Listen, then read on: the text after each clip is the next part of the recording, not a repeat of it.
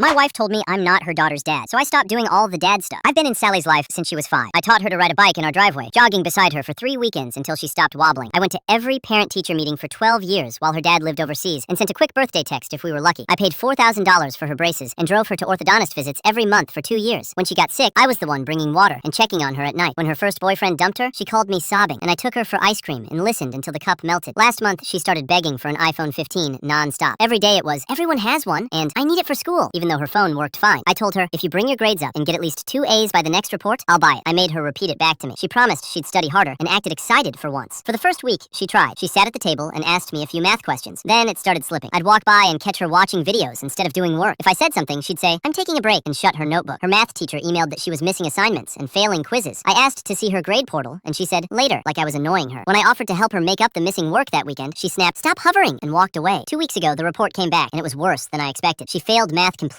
and didn't get a single grade above a C in anything else. I didn't yell. I sat her down at the kitchen table, slid the report toward her, and said, no iPhone, not yet. I told her, retake math, show real improvement by finals, and we'll talk. I said this wasn't a punishment. It was us keeping our deal. I even said I'd drive her to extra help after school if she wanted. She exploded anyway. She screamed I was ruining her life, slammed her door, and stomped around the house. My wife backed me up at first and told her rules are rules. Then, Sally locked herself in her room and called her dad overseas, crying about how unfair we were and how she needed that phone. 2 hours later, he called me. I explained the deal and the grades. He cut me off, yelled that I was too strict, and hung up mid-sentence. Right after, my wife's phone buzzed, and she went upstairs to talk privately. I thought that was it. 2 days later, Sally bounced into the kitchen grinning and said, Dad ordered the iPhone. It'll be here in 2 weeks. My stomach dropped. I went to our bedroom and asked my wife what happened to our agreement. She wouldn't look at me and said her dad wanted to buy it, and they decided to let him. I said, why would you allow that after what we told her? She turned to me, cold as ice, and said, stop interfering with Sally's business. You're not her father. I just stared at her. I waited for her to take it back, but she didn't. It felt like the air got sucked out of the room. I stood there thinking about sick nights, homework battles, and all the times I showed up when her dad didn't. I took a slow breath and said, you're right. I'm not her father, so I'm done. My wife blinked like she didn't understand. I said, Sally's almost 18. She has a father, so he can handle everything from now on. That Saturday, she came downstairs in her cleats and asked me to drive her to soccer practice like I always do. I said, ask your father. She stared like she misheard me. The one who bought you the phone, I said, and went back to my coffee. Sunday night, she knocked on my office door with her history book. Can you help me? She asked. I said, your father can help you with that. On Monday, a parent-teacher conference reminder hit my email. I forwarded it to my wife and wrote, Sally's father should attend. Sally asked me to pick her up from a friend's house. I told her to call an Uber or call her dad. My wife pulled me aside that night and said, what are you doing? I said, exactly what you told me. I'm not her father, so I'm not doing father things. Thursday, the phone arrived. Sally stuck to it like glue, scrolling at the table, posting in bed, and staying up past midnight. Her grades kept sliding, and her dad didn't call once after sending it. Then yesterday, she walked up to me bright and excited and said, can you take me to the DMV next month for my learner's permit? We've been planning it forever. I kept my voice even and said, that sounds like a father-daughter thing. You should call your dad and ask him. Her eyes filled fast. But you promised, she whispered. I said, I promised when I thought I was your father. She ran upstairs crying.